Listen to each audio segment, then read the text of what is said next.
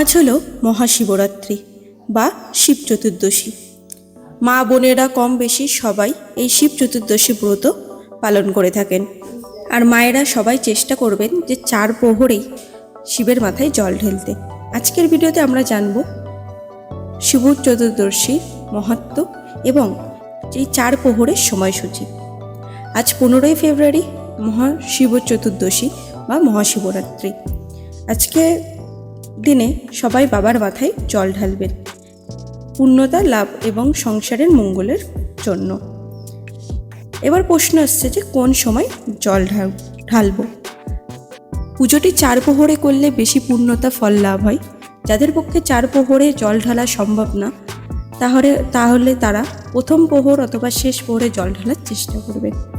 আর যারা পারবেন আজকে রাত্রিটা জেগে থেকে বসে থাকার চেষ্টা করবেন, কেন মনে করা হয় এই দিন রাত্রে একটা আলাদা শক্তি প্রদান করা হয়, যেটা শিব দ্বারা প্রদত্ত।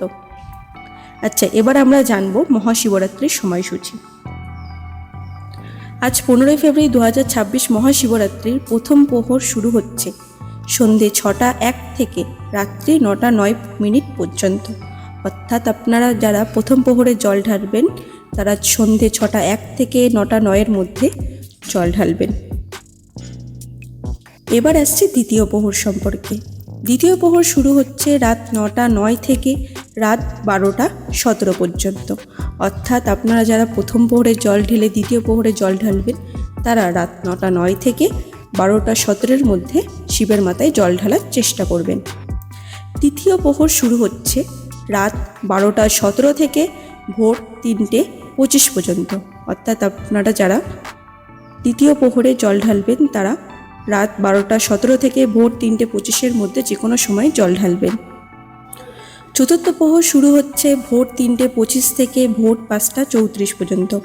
অর্থাৎ আপনারা যারা শেষ প্রহরে জল ঢালবেন তারা ভোর 3:25 থেকে ভোর 5:34 পর্যন্ত জল ঢালবেন।